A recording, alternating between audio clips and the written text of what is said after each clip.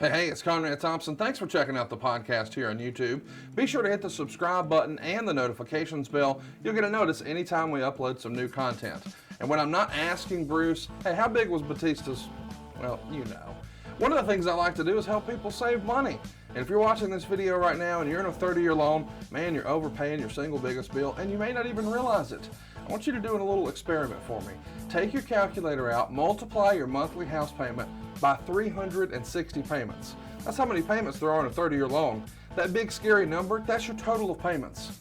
You're looking at that number? You know you can do better. Keep more of your own money right now and go to savewithconrad.com.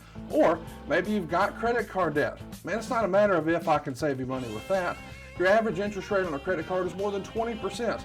And by the way, all the interest you pay on those credit cards, it's not tax deductible. Whereas the mortgage interest, well, that is tax deductible. So if you owe this debt, it's up to you how to pay it back.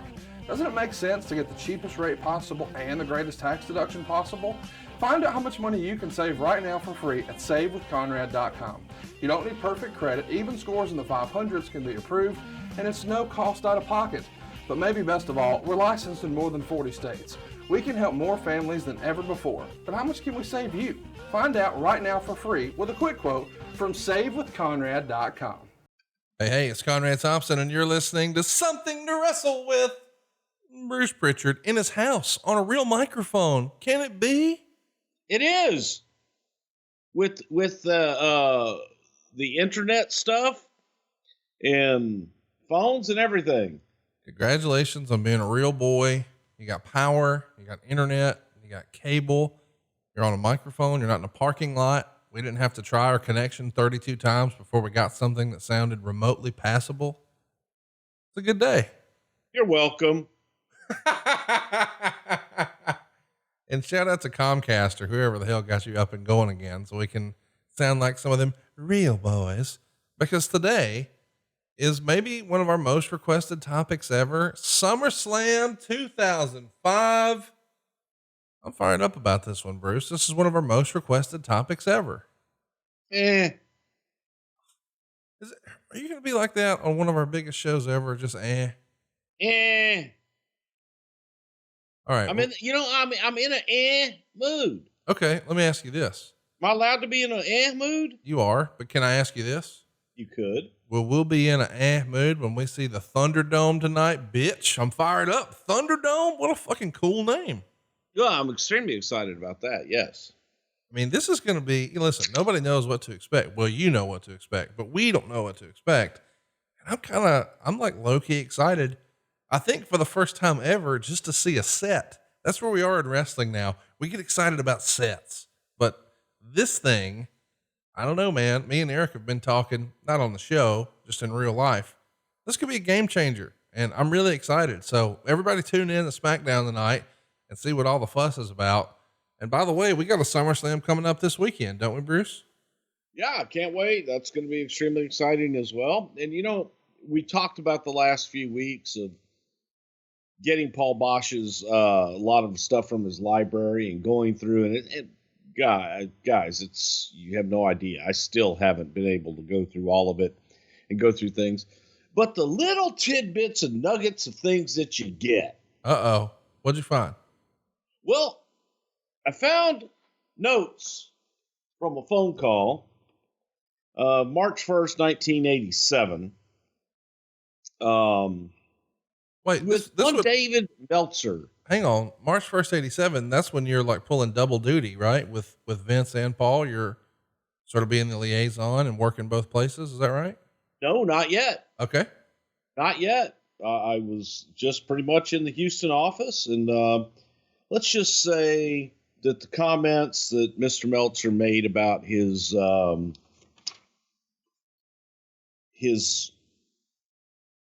fans that read his newsletter were quite interesting. Don't do this. Why are you doing this? Why? Well, because it's in black and white. Yeah, but it's in black and white where you wrote it. Yeah, that's back when I used to think that that the guy actually did something. Oh my God. I just want to talk about SummerSlam. I'm putting over your bullshit Thunderdome. Can we just be happy? Oh, no, you want to talk about bullshit? No! We can talk about bullshit. No! We can talk all about bullshit and Ah! the thing and the fraud that has taken place for umpteen years by some people claiming to be more than what they are.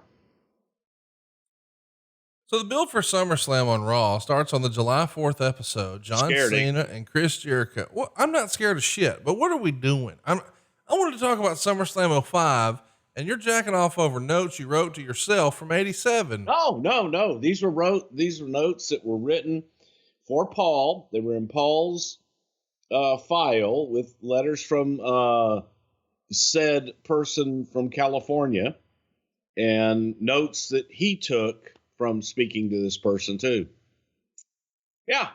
Are we going to post them on that? Real good guy. Real straight up arrow guy. Yeah. Can you like take a picture and us or scan them in and us just post them on adfreeshows.com and us get to SummerSlam? We'll see. All right. Well, it's your show. What do you want to do? Let's do it. Well, read us the note. No, I'm not gonna. Well, then why'd you bring the shit up? Guys, You're just cantankerous. People always ask about the tidbits and different things that I'm finding in there, and really interesting, just timeline and chronology of things that have happened from the time that when Paul sold to Bill Watts, when Paul left Bill Watts and went to WWF and things of that nature. It's fascinating in some ways, many ways. I don't know who the hell else would care, but to me, it's fascinating. Well, I mean, our listeners care. If you want to share, I think our listeners do care. I think that overall, the history of it and the mechanics of the business are quite fascinating. Without question. She's still not going to tell us what it is? No, but I just found it interesting. Are we going to post it on adfreeshows.com? I don't know. Okay, he said that he found. Now I'm not even going to say it because I don't want. I just don't want to deal with the denials and everything else. Hang on. When I tried to move on and talk about SummerSlam, you said scared. Yeah. Okay. So you scared? No. What are we doing right now? Well, I'm actually sitting in my studio office, and we're doing us podcast here, and by God, how many times did we reschedule this week? So we had it set for Sunday night, and you moved it to Monday, and then you moved it to Tuesday. Then you moved it to Wednesday, and now it's Thursday. Well, and then we moved it to Thursday. Yep. And you were upset about that because you wanted to get a table. No. Here's what's happening Thursday. Google Fiber was supposed to be here, but they had trouble with the construction on the outside, so it got pushed off a week. So I literally couldn't have done it if I was sans internet. I didn't want to be talking to you from a goddamn now you can part. relate to being sans internet. Well, here's the thing. I had internet on Sunday when we scheduled it. I had internet on Monday when we scheduled it. I had internet on Tuesday when we scheduled it. I had internet on Wednesday when we scheduled it. But on Thursday morning, I was not supposed to have internet, but now I do have internet. So here we are. And you're telling us you wanted to buy a table. Yes. Megan is making me drive to Nashville, Tennessee to buy a table today. To replace a table that still works. You've sat at my kitchen table many times. Love your kitchen table. Many chicken wings have been consumed there by you and I over the years. And she no longer wants that table because it is rectangular in shape. She says we need a round table. I don't get that. This table works fine. But apparently she's also promised Dave Silva and his wife that they can have our rectangle table. So I think I'm going to Nashville today because of Dave Silva, not really Megan. So basically you're buying a new table for Dave Silva. I'm buying a new table for Dave Silva today. And that was apparently a high priority where I'm going to miss part of a work day to go get Dave Silva. You know how much I love Megan. Yes. But I got to strongly disagree with the round table. Yep. And that the table you have is, It's a cool table. vegan. I know. Like, Just get, look, dude, go to Wayfair or something like that and just get Dave a new table. Wayfair. I don't need human traffic. Let's go back to the show here. SummerSlam 2005 is our topic today after a bunch of rambling mess at the top of the show. But we're going to start the build for SummerSlam on the July 4th episode. We got Cena and Chris Jericho brawling during a highlight reel, and that's going to start the WWE title program. We've also got Shawn Michaels and Hulk Hogan teaming up to defeat Kurt Angle and Carlito. But afterwards of the celebration, Shawn Michaels super kicks Hulk Hogan, and we're off to the races. We've got a new program. Talk to me a little bit about what was the work that went into putting together Shawn turning heel against Hogan and the whole program itself. Was there any hesitation from either guy on either side, or did these two trust each other from the beginning and then it deteriorated? How does this all come together? And I assume that part of the lesson that we learned at WrestleMania 18 was, if you're going to put Hogan with somebody, fans are going to cheer him. So he can't be the heel like we tried to make him against The Rock. The fans wanted him babyface. So if somebody's going to turn heel in this scenario, it can't be Hulk. Do I have that right?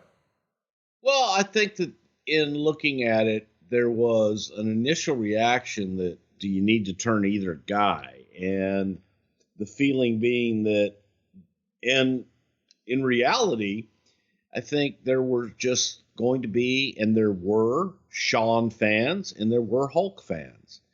The overall feeling of this was taking the guy from the 80s and the guy from the 90s and putting them against one another, because each had their own legion of followers and fans and what have you.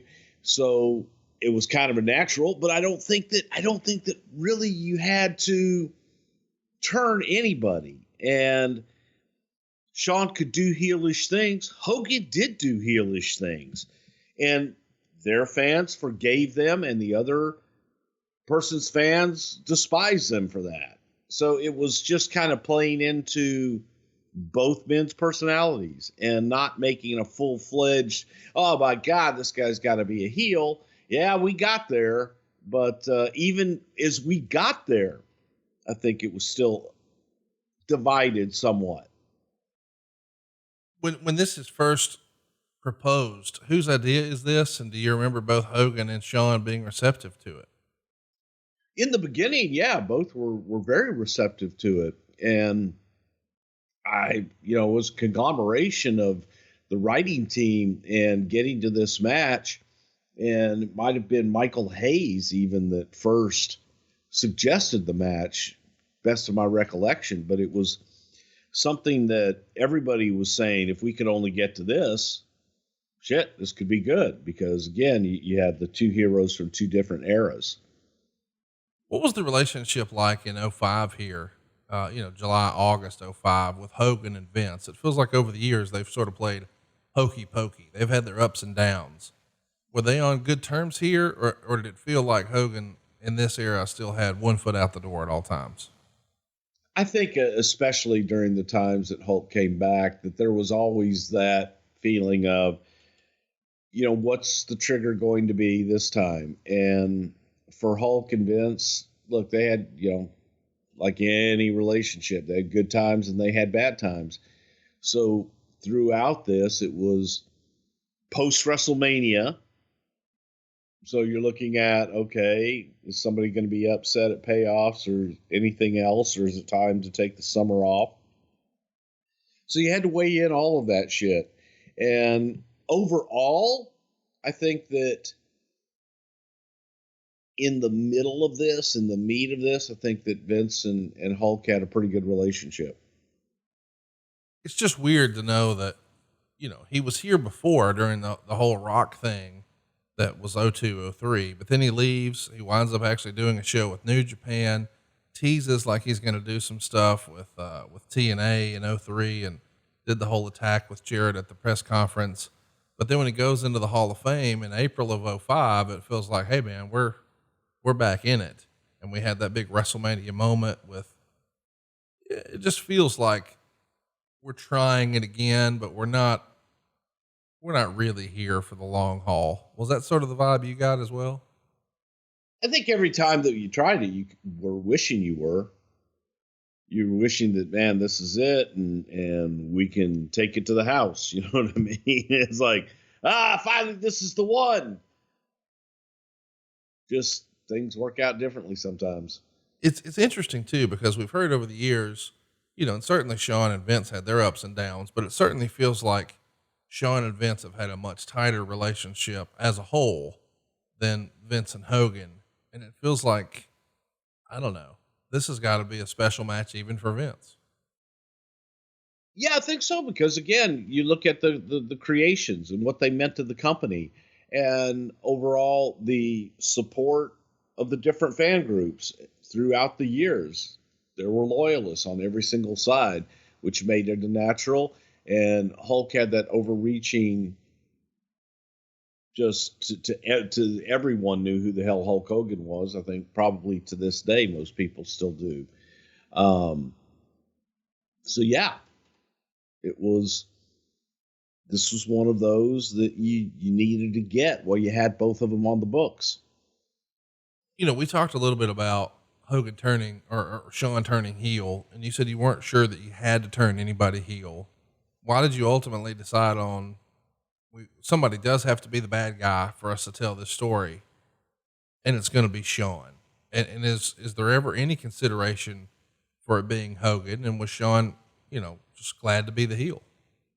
I think that, again, just as I said before, as far as turning heel and what people would consider turning heel was to their audience and to their fans, they weren't turning heel. They were saying everything that was true, and they were doing what they wanted them to do. So both sides, both guys, in a traditional sense, turned heel. Well, yeah. And to your point, and we've talked about this before, but the best movie villains don't believe that they're bad guys. They believe in what they're doing.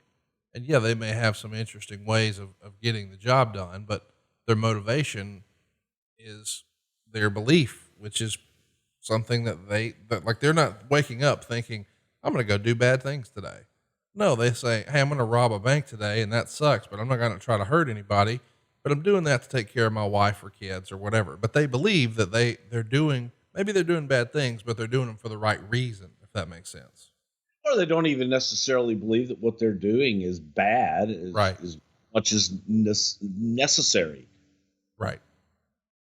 Well, let's talk about some news and notes outside of this angle. On the website, WWE.com, you guys announced that negotiations with Brock Lesnar are back on. Did you know anything about these talks in 2005 and how close or how far away were they? They were just talks. And yes, we definitely knew about them, but it was talk, and that's all it was at this point. And you hear about that all the time. So you see something in the dirt sheets, or that we release it ourselves because it's going to get out there. But not to talk would be a sin. And there was always the feeling that there was something that could be worked out, and just looking to absolutely get it done. On the July 11th Raw, there's some pretty notable moments from the show. Kurt Angle's going to defeat Matt Striker in his 3-minute challenge. But beforehand, Striker's portrayed as Matt Martell, and Angle cuts a promo on him stating he knows he's Matt Striker because he's been in the news about missing days as a school teacher to begin a wrestling career. Did you guys just think when this news came out that this is too good of a story not to put on TV? Well, yeah, because it was, especially in the Northeast, and not just in New York, but all over the Northeast, the media picked it up, and it was a interesting story that was all over the place. So why not capitalize on it? Why not tell that story? Because Matt had left his job as a school teacher because of this, and we thought, okay, good-looking guy, good hand, and let's tell a story with him. Let's see if we can get this and get some more media on the other side of it. Just made sense. Also on that Raw, we see Cena and Jericho announce that they're going to be facing off at SummerSlam. Eric Bischoff makes this title match, and around the same time, the Torch would report that Jericho's contract had expired, and he had been working on a short-term extension through SummerSlam.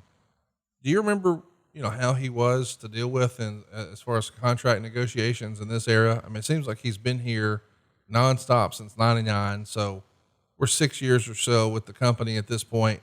Was he looking to just take a break for a little bit and sort of get out of the race car?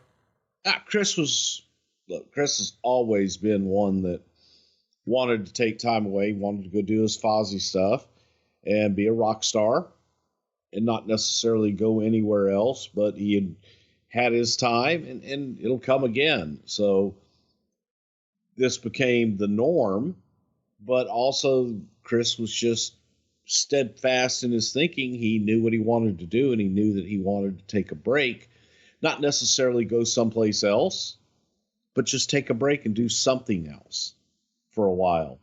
And I think that from a business standpoint, you always hate to lose one of your top guys, but at the same time, you don't want to burn them out. And I think Chris was getting close to burnout. Let's talk about the original plan. It's been said, I think even Jericho wrote in one of his books maybe, that the original plans were for him to work Carlito, but he winds up making a pitch directly to Vince that he wants to work with Cena and put him over at SummerSlam. Do you remember that being the case? Maybe the original creative was a program with Carlito, but campaigning directly to Vince does the trick, and he's in the title shot with Cena. It may have been. I really don't remember what the original was. It may have very well been Carlito, because that seems like it would make sense.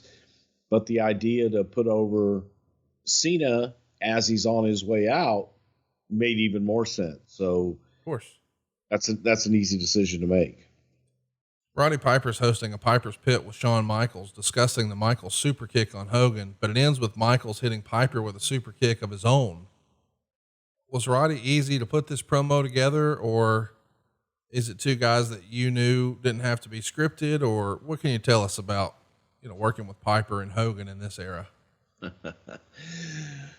Well, I don't think Roddy was ever easy to script. Roddy wasn't a script guy, but at the same time, he became one that would look at what you had and try to make it his own, and did a damn good job of doing that. So you had a balancing act with Roddy. You had to write something that you knew that he could tweak and that you knew that he could make his own, and pray that he didn't go too far off into the woods. Shawn, you give Shawn the points, and Shawn's gonna get it all in for you. The biggest thing here is that the view that Roddy had of himself and his outlook is, okay, where's my program? What am I going to be doing then on the other side of this? And this was during a time that we were really trying to, for Roddy's own health, get Roddy out of the ring. And I just don't, there wasn't plans. Maybe you could have had something with Roddy and Shawn, but it definitely wasn't in the cards at that point.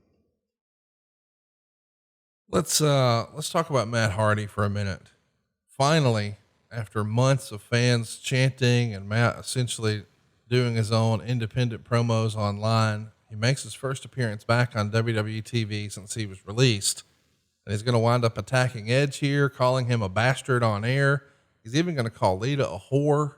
He says WWE could kiss his ass. We did a whole episode on this 4 years ago, which is in the archives. You should check it out, somethingtowrestle.com. But you had to be feeling pretty confident that this is going to be a story that's going to engage most of the WWE universe. Am I right? Well, yeah, because it's real life, and it's a love triangle, and it's real emotion that everyone feels at some time or another in their lifetime.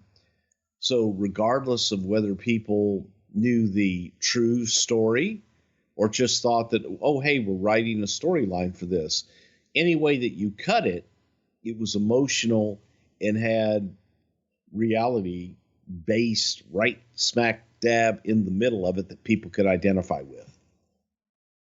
Let's just refer everybody, if you want more on that story and what a topic it was, to the archives. I'm sure we'll talk about the match here in a few moments, but man, what a story. A lot to that one. Let's follow up on the Lesnar updates.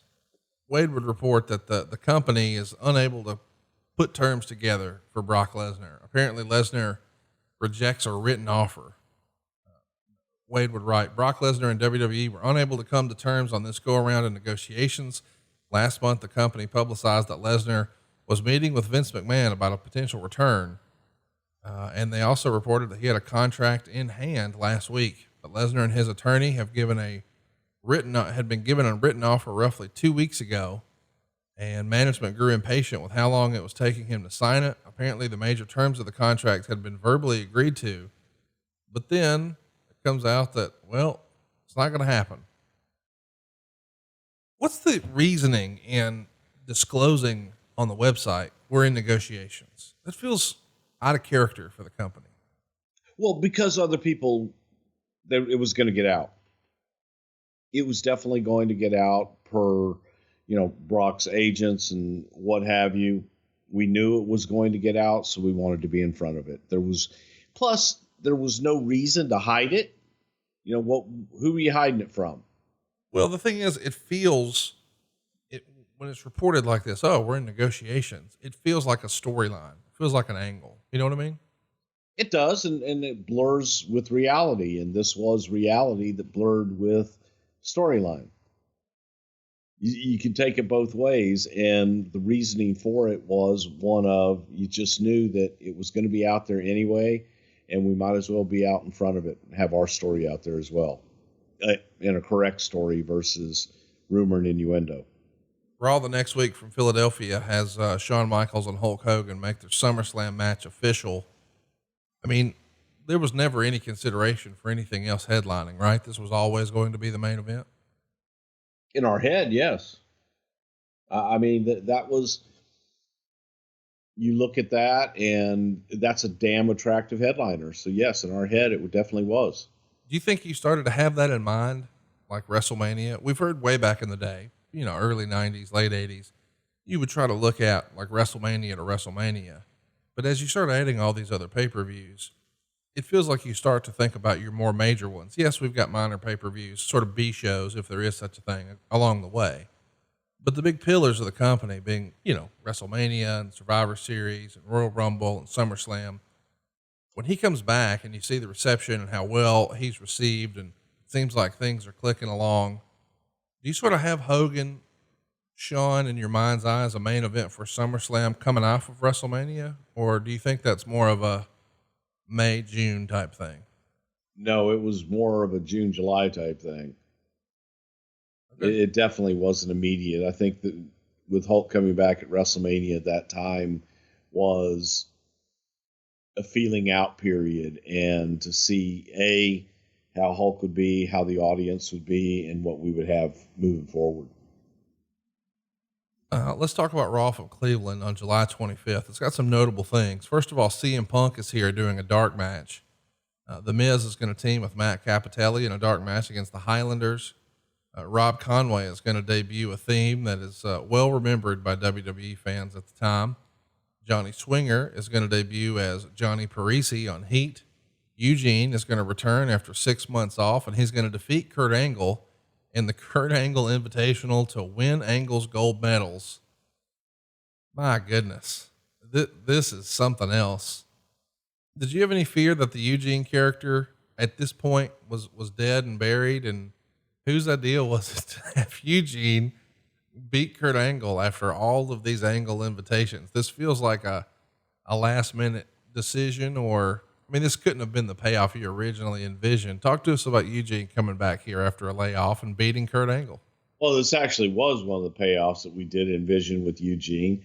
And no matter what you want to say about the character, the gimmick, or anything like that, the gimmick was over, and the character of Eugene was an excellent worker. So you knew you were always going to get good matches with him, and the character was unique in that the audience loved him and wanted to help him. And yeah, that was actually one of the payoffs that we finally got with Kurt. So yeah, it felt good. Let's talk about the decision. I mean, is Angle? I mean, I know this sounds silly, but Kurt Angle is one of the all-time great entertainers beyond just being an all-time legitimate badass. He's probably in love with a storyline like this, right? I mean, he loves hamming it up. Yeah, Kurt was having a lot of fun, and you add to that Eugene having an awful lot of fun, and the chemistry that Kurt Angle and Eugene had in the ring. How could it not be? This is also a show where Viscera would team with a little person to defeat the Heartthrobs, and their little person was named Pocket Rocket. Bruce, who booked this shit? Pocket Rocket? I can't help but what his mother named him. Oh, okay. So his birth certificate is Rocket, Pocket. Well, no. Okay. We just took his first and his middle name. Oh, I got you. So it's like Pocket Rocket Jones or something. Yeah. I got you. Actually, I think it was Edwards. PRE. Smith. PRS. Edge and Kane continue their feud. Edge and Kane have a stretcher match, but Kane drives Lita off in an ambulance after the match. Is this the most Vince storyline ever? I mean, this is one of those.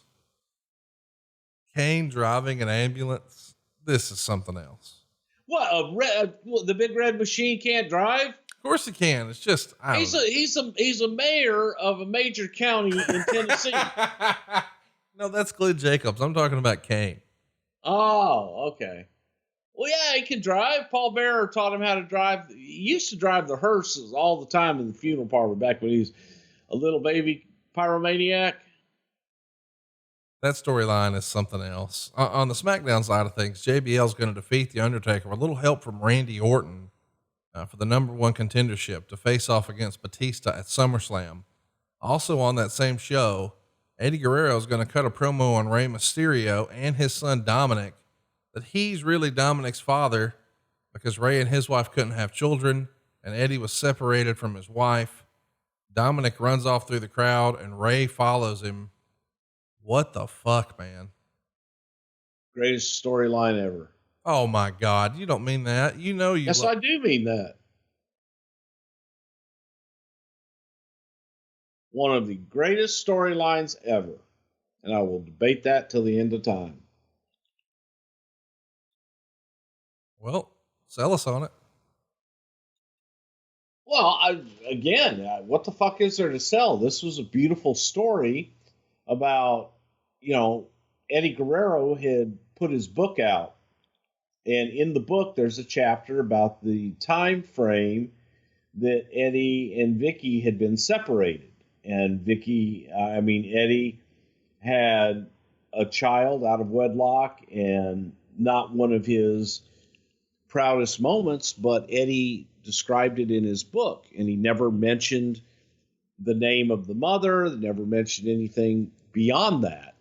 So there's this gaping question in this really heartfelt book about Eddie Guerrero. And I thought, well, shit, we should just answer that question. What if Eddie, being the loving, generous guy that he is, oh God, gave some love to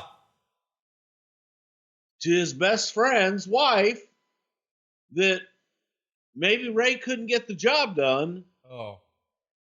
But Eddie, not wanting to let his friend know that it was his and make his friend feel that maybe he was manly enough to get this done, just kind of snuck in and made an arrangement with the wife. And that, the wife had been lying to Ray all this time that it was his, that it was really Eddie's, and it was a plot, and that Eddie was the father of Dominik.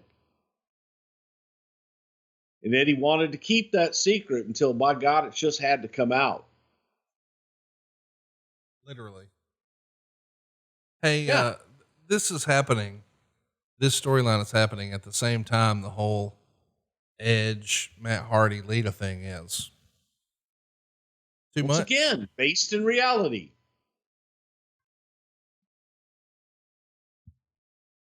That's what we're going with? You saying it wasn't based in reality? Yeah, I'm saying that I don't think Eddie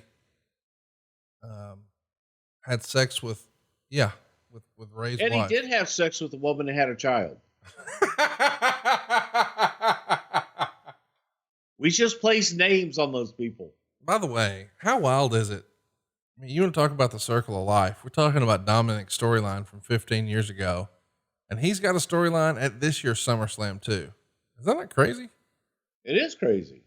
Runs in the family, man. It's real. He's got that Eddie gene in him that just... Oh, God. What? I thought you were going to say he's got the Latino heat or something. I was just going to hang up. We should also mention... God damn, I wish I'd thought of that. I mean, serious business. He lies. He cheats. He cheats. He steals.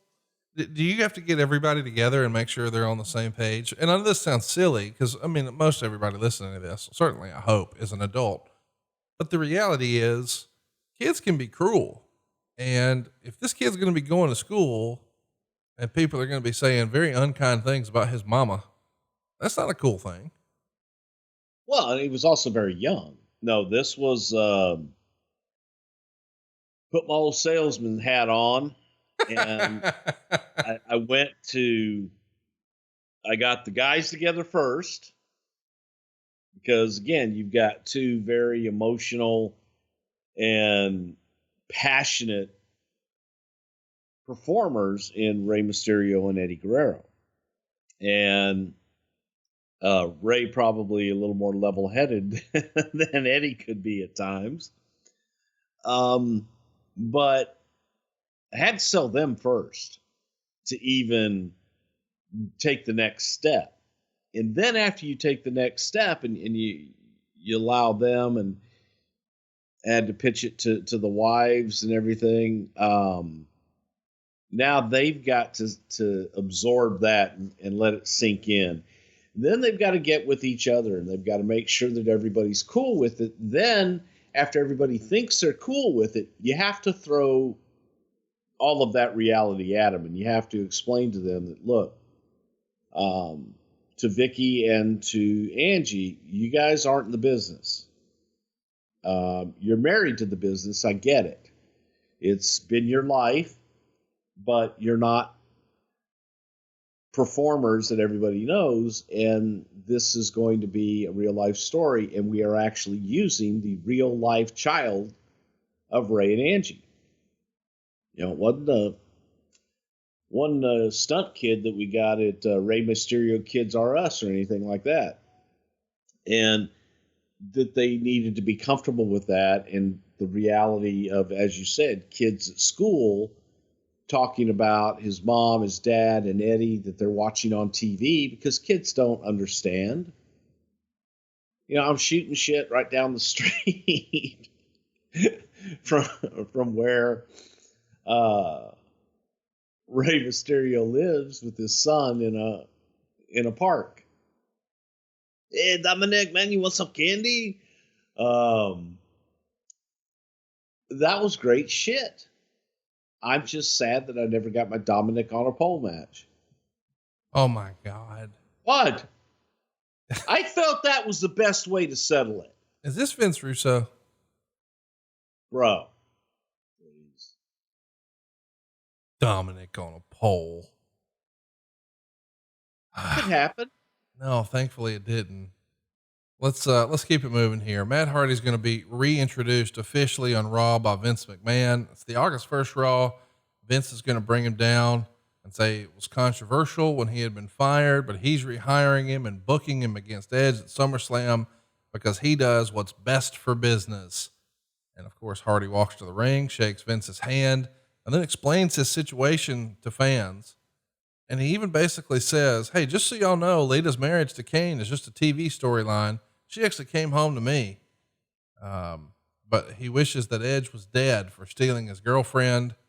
and he would be pleased if Edge died in a car wreck before SummerSlam, but one of them will die at SummerSlam. Lord, this is some strong language here. If you had it to do over again, would you have done it this way, acknowledging, hey, what y'all are seeing on TV is bullshit. I'm going to tell you the real truth. That feels like that doesn't belong. But then I hope the guy dies in a car wreck, and if he doesn't, I'm going to kill him at SummerSlam. What the fuck? Yeah, not good choice of story there to go. I hope someone dies in a car accident. No. Yeah, that doesn't sit well at all. But I mean, here's the thing. I'm not piling on Matt here. This is probably something that had to be approved or perhaps even written for him, right? I'm sure it was approved somewhat, but again, it just doesn't. God forbid that creative then happened in real life. Not good. That's one of those lines that we should never ever cross. Let's talk about a line that was crossed and it happened on Larry King Live, believe it or not. And this is going to yield one of my favorite parodies ever. Hulk Hogan is on the show and he's joined by his wife at the time, Linda, and their two at the time teenage kids, Brooke and Nick. This is a pretty high profile interview because CNN's Larry King Live was a big deal for that program, or that station rather. It airs on July 28th. He's promoting his VH1 reality series, Hogan Knows Best, trying to get their ratings to stop their slide. After 3 weeks, they were down nearly 50% compared to their record-setting premiere. Let me take a timeout right there. This is all coming to us from the Torch, this recap, by the way. How much of Hogan wanting to be on WWE programming did he think would sort of work hand in hand with Hogan Knows Best? Because it does feel like, one can help the other. If you can get the wrestling fans re-engaged with him, maybe they'll seek out Hogan Knows Best, and that could become a whole new thing. Of course, we know in hindsight, it wound up being a disaster for the family, but at that time, it probably made sense as a way to sort of promote the new show, right? Yeah, it made sense for Hulk, definitely, because he was on this series and it had done very well in the beginning, but it also was a different audience than what the WWE audience was. Believe it or not, it was family. It was a lot of new viewers that kind of knew who Hulk Hogan was, but they were more into, the kids and the family drama of it all. So the synergy was there, and it helped Hulk. It helped Hulk a lot more probably than it helped us. Let's talk about what else he says in this interview with Larry King. He's talking about his feud with Shawn Michaels, and he's demeaning Shawn, saying, oh, he's just jealous for never reaching true main event stature. And he did a series of interviews during these couple of weeks. Like there was a radio interview where he says, quote, there are a lot of things he'll never do at places I went that he's never been. This is like his one shot to even the score up, his one shot to say Shawn Michaels is really the showstopper or whatever he thinks he is. And that it's kind of a jealousy thing. So at the end of the day, he can do all his personal stuff he wants and tell everyone how great of a person he is. But as far as the wrestling business goes, it was a straight up cheap shot. And that's where he's coming from. The lower tier, a bottom feeder position. So at the end of the day, I have a feeling he's bit off more than he's ready for. So part of this feels like, a pro wrestling angle, but Shawn, anybody who's achieved as much as he has, I can see how he could take some of this as, how much does Terry really believe of that? Did you guys, certainly you knew that Hogan's going to promote SummerSlam on there, but is there some sort of conversation about what we will or won't say like this heading into it? And I know that may sound silly, but I'm trying to add context while I'm asking the question. Once upon a time, him and Brett tried this and it did not go well. Well, yeah, because I think sometimes guys are like, hey, yeah. Let's do all these things that people are thinking and make them believe that we're shooting and all this stuff. It's the same thing here. Yes, this was designed to say all of the things that the audience and fans on both sides were saying in feeling. There was that sentiment. Shawn Michaels couldn't walk in Hulk Hogan's footsteps. There was the feeling Hulk Hogan couldn't work a Shawn Michaels match on his best day. Both sides had valid points that they felt needed to be expressed. So, yeah, this was it all was orchestrated. It all was put out there to cause controversy and to have people go, oh, what's going to happen? Let's shift gears. It also was reported in that same issue of the Torch that James Gibson, aka Jamie Noble, would be re-signed by WWE. What did you think of this decision back then? Around the same time, Spanky was re-signed. Was there a push in this era to bring back the smaller, more work rate kind of guys in 05? I just think it's two great talent. Both Jamie Noble and Spanky, tremendous. Brian Kendrick, they were both great talent, and regardless of their size, their talent was ginormous, still is. So always liked them both, and for whatever reason, they were gone, and time for them to come back. The July 25th Raw is pretty memorable. It's got a spoof of Hulk Hogan being on Larry King Live, except it's Shawn Michaels doing his own. Wade would clarify. He says, for the record, Shawn Michaels' comments on the July 25th Raw and the pre-taped Larry King Live spoof this week were all scripted and approved by Vince McMahon. There was no breaking from the agreed upon talking points. Michaels never planned to nor wanted to turn full-fledged heel as he entered the program with Hogan, culminating at SummerSlam. In early discussions about the match, Hogan suggested that Michaels super kick Nick either at SummerSlam or as part of an angle on Raw before the pay-per-view, but Michaels resisted the angle, in part because he didn't want to be that strong of a heel, and also because he felt the match between them didn't need the extra stuff to get over. His attitude is that bells and whistles aren't necessary given their statures in the industry, and it's their first time against each other. A lot to unpack here. Do you remember one of the ideas being kicked around that Nick could take a super kick? I don't, but I'm sure it was. Look, there were a lot of things, but you didn't need it. Right. You really didn't need it. The match, the first time, was enough. Right. It was as simple of a build as you could possibly get. Two icons coming together for the first time. Two different eras colliding for the first time. What's going to happen? What do you remember about the Shawn Michaels spoof on Larry King Live? Would you have been producing that, or would someone else have? Maybe. Oh God, help me, Bruce. I had a hand in it. And I think that the best part to me was the ungodly layers of spray tan that we put on Shawn was just hilarious. And then I became jealous because he was just so dark and that fucking tan. God. But no, it was a lot of fun. And everything we did on it was 100% calculated and done for a reason. Tremendous. We're going to play the audio from it because I think it's just one of my favorite parodies ever. Tatanka also returns on this Raw to face off against Eugene. I'm not trying to be dismissive, but where the fuck is Tatanka here?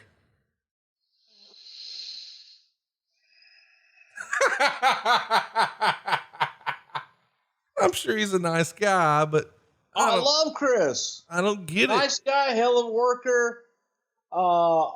Checks the boxes. It's like a football bat in 05 though.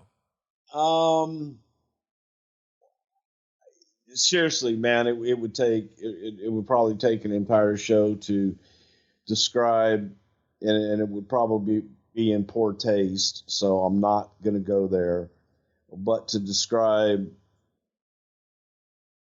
a lot of and it wasn't with Tatanka. It was dealing with other issues in the return of Tatanka, and one day I'll get into it in a politically correct way.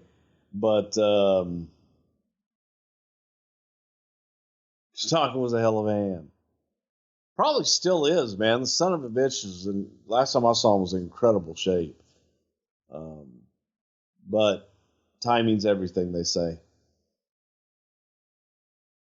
Timing is everything, they say. You're going to tell us why he's back here? Give me a Cliff Notes version. Because he came in and had a hell of a first night. That's simple.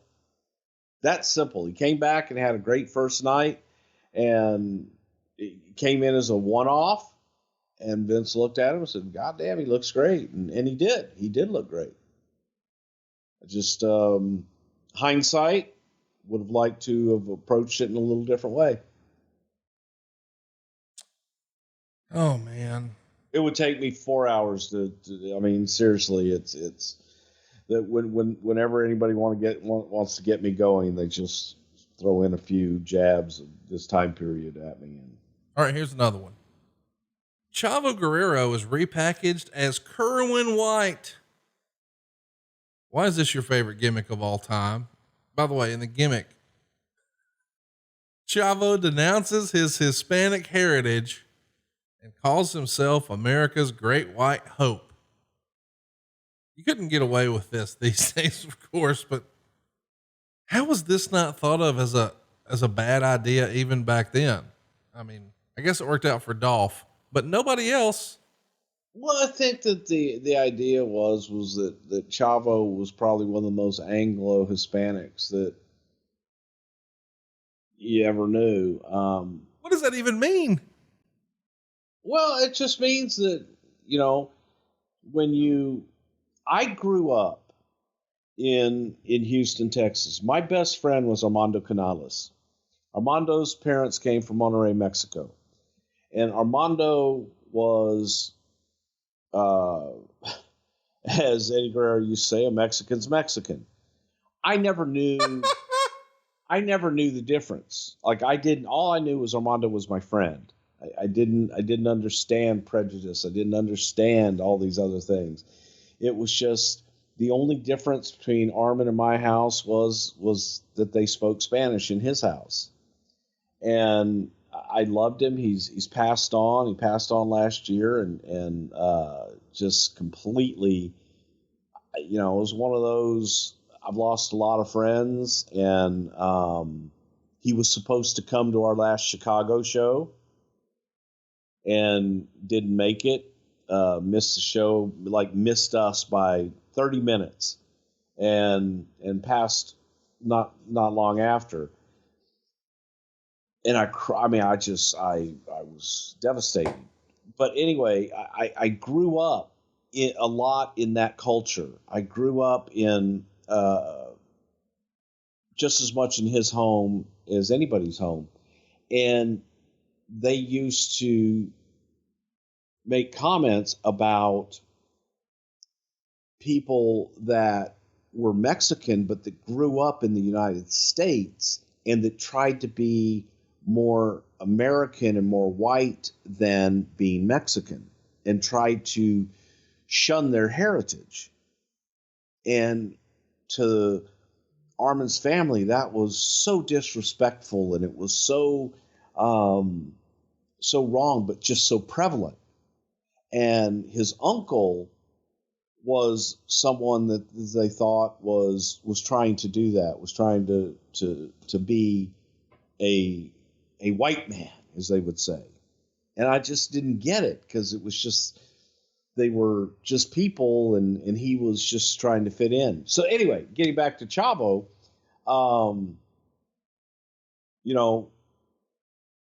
Chavo is about, his heritage speaks for itself.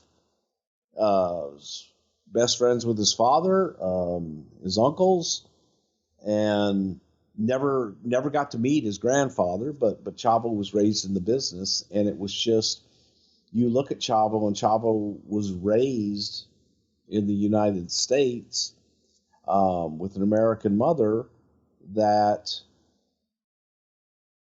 Chavo didn't come across as someone from Mexico. He's extremely proud of his heritage. He's as Mexican as you're going to get. But it was just a different way, and I looked at it kind of as a heel. Oh, of course it's got to be a heel to denounce your heritage. Because That's you're a heel. denouncing, you're trying to walk away from your heritage. And Chavo got it. Chavo understood it. He's like going, yeah, I know people like that. And I know he got it and embraced it. I just don't, it didn't resonate. It really didn't resonate with people. And I think that most people were offended by it. So that was a bad call on our part as far as maybe the presentation of it, but it was meant to be half-assed tongue-in-cheek. Of course. But at the same time, portray something that is very real in our society. But I mean, the golf cart, the fucking sweater vests. I mean, this is silly. By the way, Kerwin, that's a nod to Kerwin Silfies, right? Yeah. I mean, can you think of a more just whitey tight ass name than Kerwin? No. Well, if we've offered either that Kerwin or Conrad. Oh, fuck off. What? Well, how about Bruce? Conrad Hilton? Bruce Valanche? No, see, Bruce is a cool name. Really? Bruce Jenner? Bruce Valanche? Bruce Prichard? 3 of them walk into a bar. Who books the Thunderdome? Hey, talk to me about White. White is just because he's a white guy, and Kerwin is a nod to Kerwin Silfies. How does Dolph wind up as a caddy in all this? Just had the because he knew which clubs to pick. Oh Jesus, we're not going to get any good show out of you today. I bet in his college days he did know what clubs to pick. This one till 2, that one is the after hours. Yeah. It was a different way to introduce Dolph. Just another way to get him, and I think we had moved on from the Spirit Squad at that point. Yeah. And just a different way to get Dolph involved. Can you imagine? I think Dolph has done all right. I mean, that's what I was going to say. He starts out as a goddamn cheerleader. Then he becomes a caddy for Kerwin White. Who would have ever thought at the end of this, he'd be world champ? I mean, nobody would have predicted we're going. I mean, that's humble beginnings. That's a success story, baby. Yes, it is. SmackDown on August 4th has JBL and Batista announce their match at SummerSlam. It's going to be a no holds barred match, and Orton and Undertaker confirm their SummerSlam match. This episode also features Eddie serving Ray with custody papers for Dominik. Who do you think drew those up? Would that have been your boy Clarence Mason who drew those up? Dewey, Cheatham, and Howe. Oh, yeah. Who could forget them? During this same week, Bret Hart comes to terms with the WWE and Vince McMahon about working with the company to do a DVD regarding his career. This is a big deal because it's been a no-fly zone for a long time. A lot of hurt feelings after the screw job in 97. Obviously, it goes to another level after Owen's tragic death. So to hear that Bret was going to do something with the company again was really exciting for longtime Bret Hart fans. I was fired up about this. And I think a lot of people were probably shocked that this even has an opportunity to be a thing, but it doesn't feel like anybody can keep grudges with the company forever. Were you surprised when they mended fences here and decided to work on a project together? Nothing surprises me. And it just was a matter of time before it actually was going to happen. I think everyone knew it was going to happen. So when it did, no, it wasn't a big surprise or shock or anything like that. It was 2 adults that got over their differences and realized that mistakes were made on both sides and were able to move on. So that's, in a nutshell, what it came down to. I think that sometimes people believe what they see on TV, and yes, there were. Look, no doubt about it, there were hostilities there. But in the end, we're all human. We all make mistakes, and we can all forgive. Don't necessarily have to forget, but you can forgive and move on. And that's what happened here. So once Bret and Vince were able to meet and get over all of that other shit, things were at least moving in the right direction. Let me ask, I don't know what you know or don't know. And as a rule, we don't talk about current stuff, but I just saw a note the other day that this DVD has been removed from the network. Is this more Brett and Vince, you think, hokey pokey, or is that a network glitch, or I have no idea. It's just real random. Somebody said all of a sudden a lot of the Bret Hart stuff was off the network. And I was like, well, I don't know how that would even be, but let's talk about something we do know. And that's Dusty Rhodes is going to meet with Stephanie McMahon about signing with WWE, according to the Torch. He's going to come into the WWE headquarters, and the website would even quote Stephanie saying, Dusty is an incredible asset, both creatively and as a talent. We're exploring all possibilities of working with Dusty in the future. And Wade would write, former WCW booker Dusty Rhodes was most recently head booker for TNA. He and WWE had communicated earlier this year regarding the potential for him being a part of their Legends program, but Rhodes turned it down at the time due to his involvement with TNA. The meeting may have expanded to include discussion of Rhodes joining the creative team, providing an experienced traditional wrestling perspective to largely inexperienced group Stephanie has surrounded herself with. So let's set that last line aside a little bit. Dusty Rhodes coming back into the fold. Is this something you would have been campaigning for, or what can you tell us about this meeting?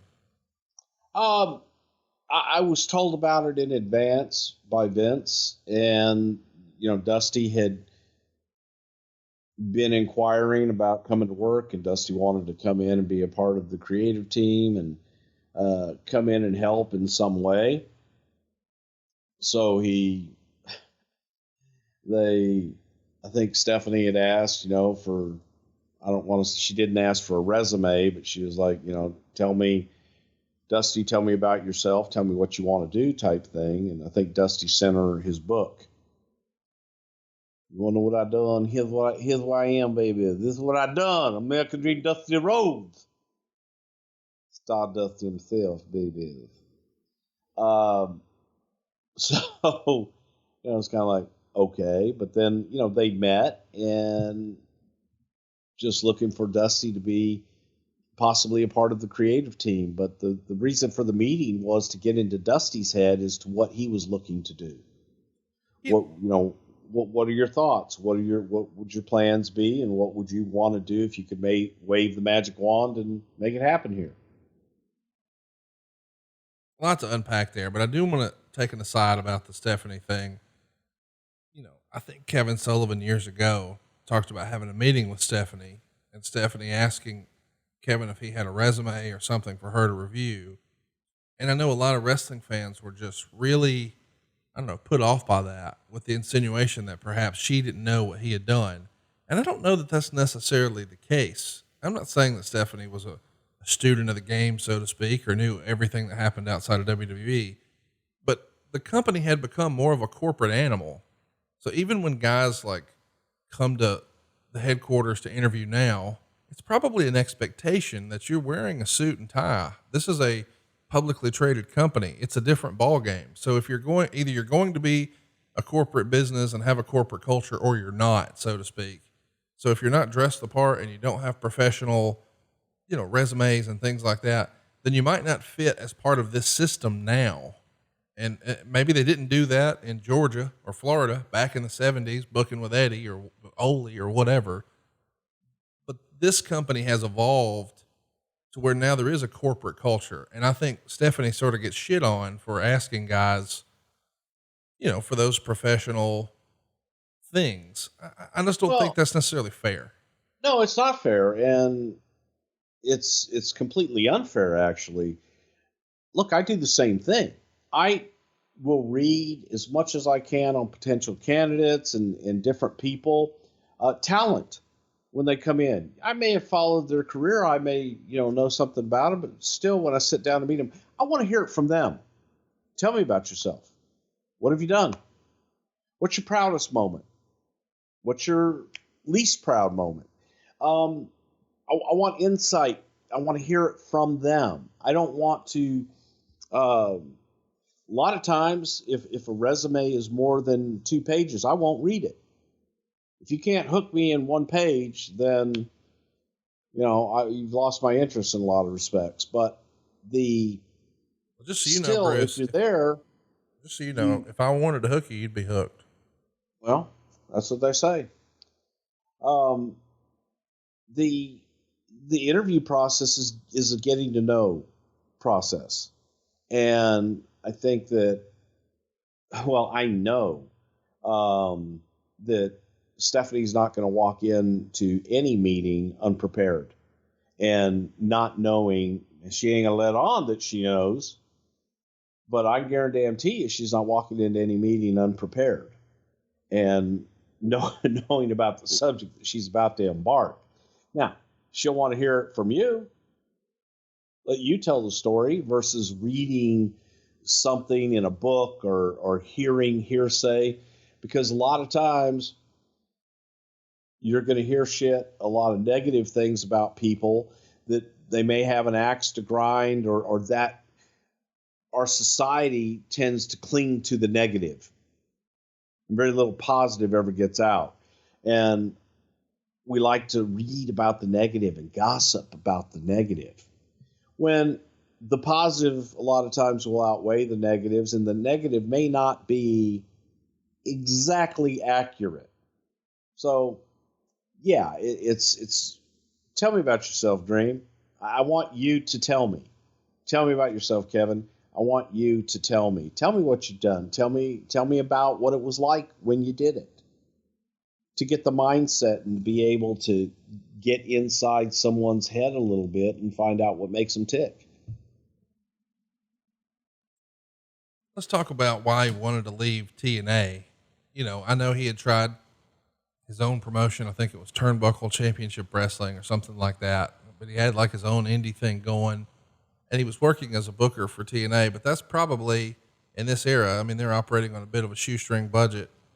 It's probably just a day rate. So getting a cod-locked real deal contract with WWE is more substantial money and more of a safe bet, more guaranteed money, if you will, right? That would be the motivation. I think so. Just to be a part of something a lot bigger, and to be a part of something that more people could see and that he could really sink his teeth into. I think that Dusty had fun in TNA because it was a lot of young, kind of rebellious group of talent. But Dusty has always strived to be the biggest and the best. That's why he wanted to be at the WWE. He wanted to be with the biggest and the best. He didn't want to be sitting in the back of a pickup truck on the Universal Studios lot. I don't even think they were there at this point. I mean, they may have been, but I think they were, actually they had just started doing TV down there. So I guess they just left the asylum or whatever, the fairgrounds. Oh yeah, because that was actually the analogy Dusty gave me. Oh, there you go. I was sitting in the back of a pickup truck on the lot there, Universal Studios, Pumpkinhead, with being in the ninth office, with people coming in, and what I'm talking about, Pumpkinhead. It's hard for me to imagine Dusty living in Connecticut. Were you excited about the idea that Dusty may be a part of creative, or did you think that, he might not necessarily be a fit with this new way of doing wrestling TV, the way it was done now with writing teams and scripts and revisions and things like that? If you had asked me 10 years earlier, I think that from this time, I would have said Dusty would not have been a fit. But I think that Dusty had reached a point in his life and in his career that he didn't have to, be the whole kit and caboodle. So I looked at it as an opportunity for some of the younger members of the team that had never experienced anybody like that, a top guy that had been through the territories and had the experience that Dusty had, that would be healthy for everybody. And plus, I like Dusty. I think part of what you're saying is you've got to sort of, once upon a time, Dusty was the bull of the woods. He was the biggest draw in the country. He was the star. And then he was another time the head booker with the hot hand. But at this point, he can be neither of those. In this corporate structure, he would have to just be a contributor. And probably with most performers, we've seen the way Ric Flair used to be the main event. He was the it thing. And in more recent years, he's been a contributor, whether it was with Charlotte at ringside or Randy Orton at ringside. And That's true with any performer. With age, they can't be the center of the spotlight. They've got to just contribute. And you felt like maybe by this point, Dusty was ready to embrace that? I do. I really do. I think that even if he wasn't ready to embrace it, I think that for a lot of the people on the team, they could have sucked out what knowledge they could from him and still benefited, even if it didn't work out. On the August 8th edition of Raw, we've got a main event of Matt Hardy in his first WWE match back. He's going to defeat Gene Snitsky here, and Edge is going to attack him afterwards to keep their program building. And it also features Chris Jericho defeating referee Chad Patton because Patton counted a pin on Carlito the week before in a match against John Cena. That's good shit, man. I like it, the idea of a wrestler versus a referee. That's pretty creative here. Well, thank you. You're welcome. That's probably Brian Gerwitz's idea. Yeah, I didn't think you came up with anything that good. No.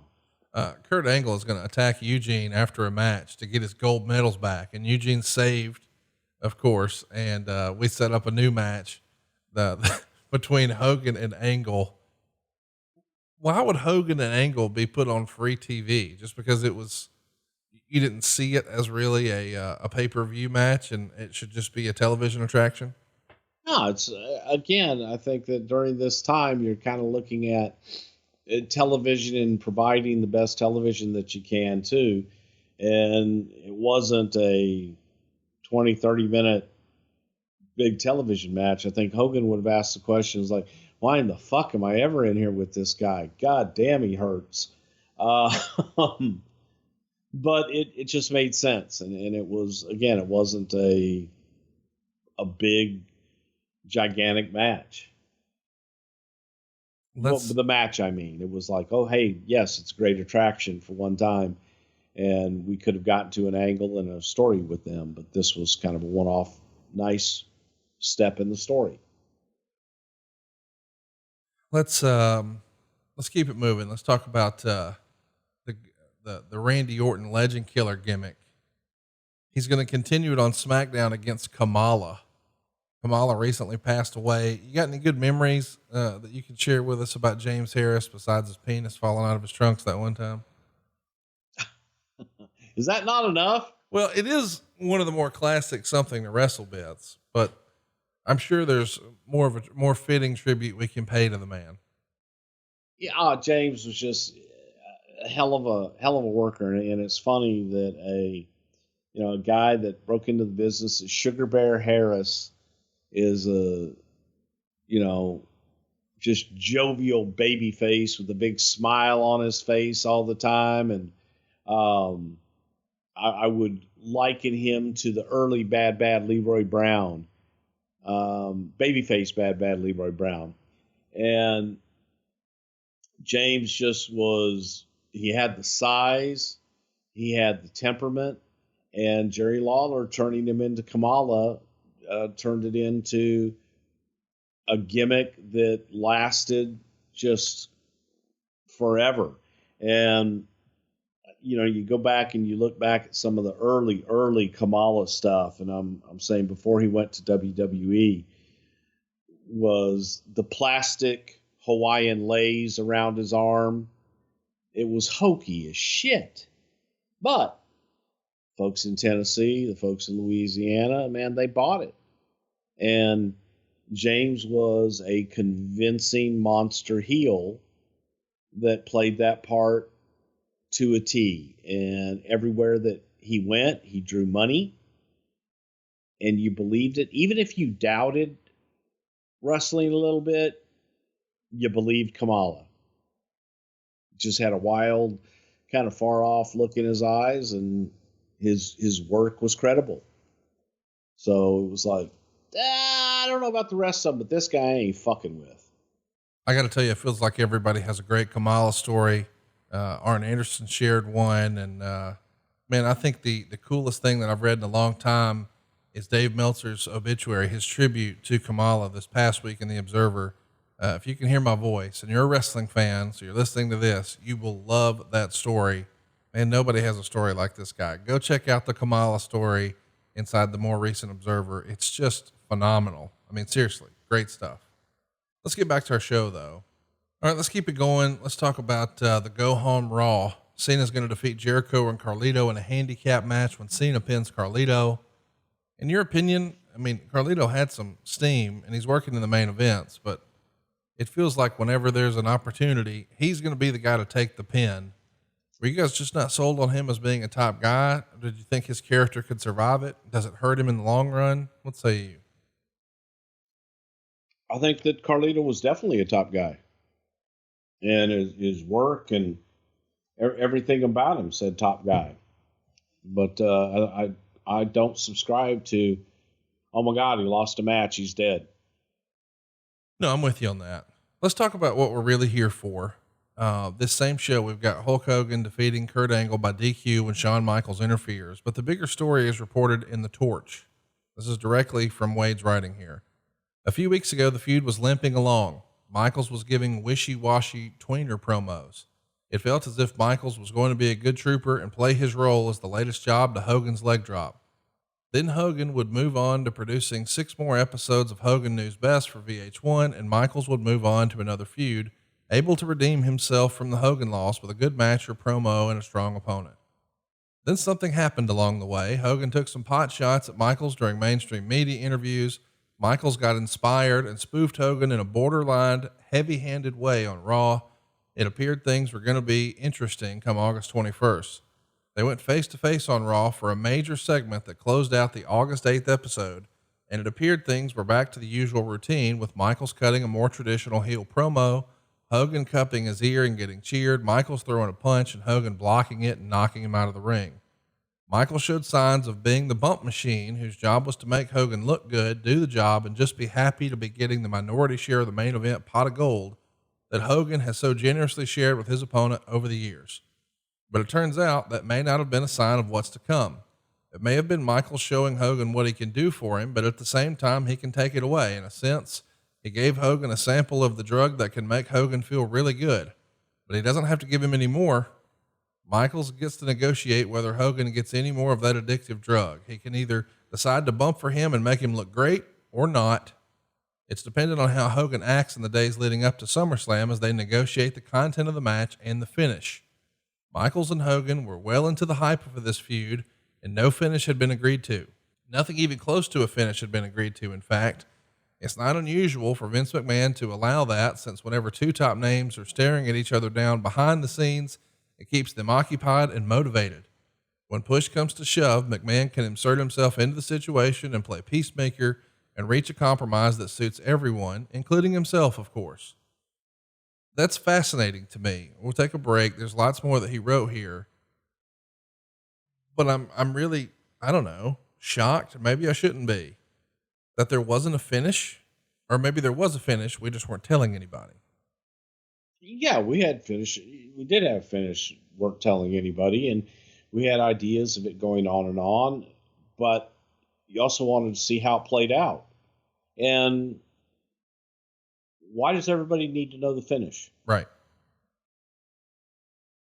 I understand that. Meltzer would say, easy for me to say, Wade would say, sorry, force of habit, boys and girls, Hogan has done things along the way. What? Just said stupid idiot. What's wrong with you? Hogan has done enough things along the way to make Michaels feel anything but magnanimous about him. Hogan worked out with The Rock in a practice ring in Florida before their match. Hogan turned down Michaels' request for a similar dry run.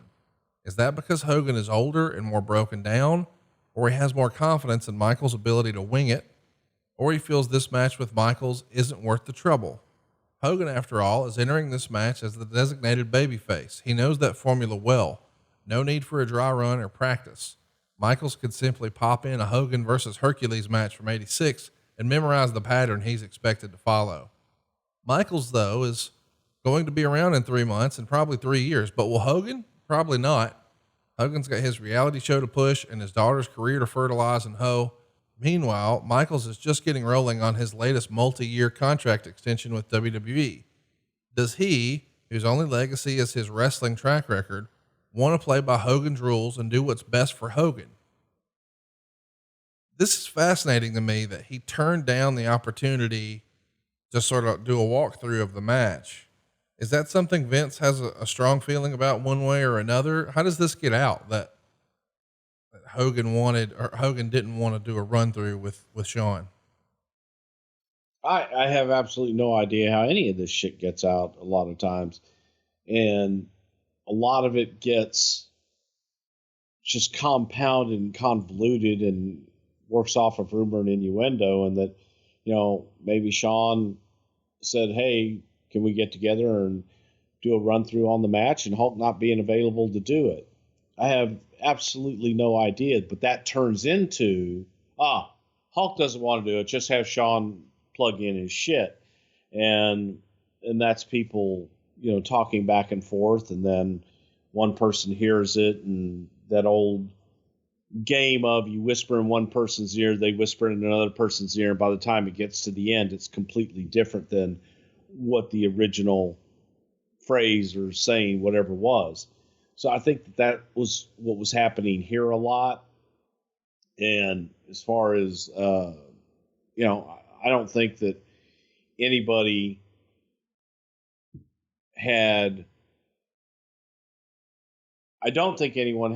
didn't have confidence, is what I'm trying to say, in Shawn being able to pull out a great match with Hulk, even if Hulk couldn't do anything. So there's that too. The next thing written here is, so insiders say Michaels began playing hardball regarding the finish of the match in recent days. He didn't want to be 0-1 against Hogan, and that's it. So now there's talk of Michaels actually beating Hogan at SummerSlam, and in exchange, Michaels does the leg drop job at Unforgiven in September. After all, if Ultimate Warrior got to score a 3 count against Hogan, why not Michaels? If anyone has earned a pinfall win over Hogan, it's Shawn Michaels, even more than The Rock, Steve Austin, or Triple H. Michaels is a worker and workhorse. He continues to work a near full schedule for WWE, and he plans to be around for years to come. Bret Hart, if healthy enough to work full time, also deserves a pinfall win over Hogan. It all makes business sense, and it would be the right thing to do out of principle. Michael's skills as a worker is what will make the match even possible. His promo skills are what make the match big money. What do you take of that when a guy like Wade Keller says so-and-so deserves it? I don't think anybody deserves anything. Right. So it's business. You don't always get what you deserve. You don't always get what you want, but you get what you need. And who is he to say who deserves what? You do what's best for business, and you do what's best for the story. You want to talk about a promo, man, go out of your way to see the 20-minute all-out heel promo in Montreal right before SummerSlam. Wade would say it's the best heel promo of Shawn's entire career. Nobody wants to boo him more than Montreal, and boy, he played into it in a big way. Wade would write, Michael played into that and seemed more comfortable in his skin behind the mic as a heel than at any time since becoming born again. Without being raunchy, Michaels was a cocky jerk again, unabashedly. And they even do a little tease where they tease Bret Hart's music in Montreal. This is just great stuff. What do you remember about this promo in Montreal? Well, it was also the point where you looked at it and you said, okay, let's go stronger with this, because in traditional media, if you will, out there, say Larry King or whatever else, and anybody else that was doing publicity on this show, the guys are throwing jabs back and forth, and we had been pretty careful on the television show how we handled that. And then it became, well, fuck, we just need to go there. Go out and to me, I didn't look at it as a heel promo. I looked at it as the truth. Well, and that's what's so great about it is the crowd hates him, right? So they're chanting the Na Na Na song at him when he's in the middle of a promo. I mean, they're basically saying, okay, we're done with you. Go away. So he just lays down in the ring and does nothing. And after about 30 seconds, when they stop singing and start booing, he jumps up and says, now that you understand who's running this show, I'll continue. It's just really great stuff. And he even says, Hulk Hogan, the same thing I despise about you is the same thing I despise about Bret Hart, which you know that's going to get some heat here. You stood for some moral fiber that in your real life did not exist, yet you stood in judgment of me. You, Hulk Hogan, will stand for just about anything. There isn't a realistic bone in your body. And Wade would say that comment was not only meant once again to point out the fact that Hogan may portray himself as pure and good, but he's a hypocrite in reality. That comment also harkened back to Michael's suggestive Sunny Days promo years prior at Bret Hart, which was getting under his skin, of course. He concluded, Hulk Hogan, you're the biggest star in WWE history, and at SummerSlam, I want you to bring your big star. I want you to wear your boa. I want you to have your sunglasses on, and I want you to have your chin high. You're one move from your star being snuffed out. Don't ask me, don't believe me, just ask Bret Hart. And of course, more heat here. Just really, really great stuff. At this point, how contentious is the real life Bret Hart, Shawn Michaels, Hulk Hogan? I mean, it feels like Shawn's firing off everywhere. Maybe some of this, since Bret is coming back into the fold for a DVD, is okay and approved, but it's adding a lot of fire to this Hogan Shawn thing now. What's their relationship like as we get closer and closer to SummerSlam? Let's make money. You're in Montreal. You're in a market that still remembers a finish from years and years and years ago. I mean, it was over 10 years ago at that point. And you have a guy that came out after his WrestleMania with Rock in Montreal, and they gave the guy like a 12-minute standing ovation. Right. So why not use all of that in this market to bring it to the surface? It's what everybody wanted to hear. There's an audience there. They want to hear that shit. And it's exactly what the Hogan faithful didn't want to hear. Let's talk about what's written. Sources say Shawn has been anything but a pushover so far in dealing with Hogan behind the scenes. Every time Hogan says no to an idea, Michaels keeps it even by rejecting a Hogan idea. So every time Hogan says, that's not right for me, brother, a few moments later, Michaels will fire back with, that don't work for me either, brother. Hogan and Michaels don't. Getting this information from who? I don't know. But you're saying they got along great and this is all make believe? No, I'm not saying they got along great. I'm saying that portion of it is make believe, and that's just somebody freestyling. Yes. But the point is, you have to consider the source of my sources. Okay. I'm with you on all that, but is it fair to say they don't like or trust each other? I don't think they liked each other. Do you think they trusted each other? Yeah, yeah. Anytime you've got to get in the ring with somebody, you've got to trust them. Let's talk about the rumor and innuendo that Shawn is playing hardball about the finish because he doesn't want to be 0-1. I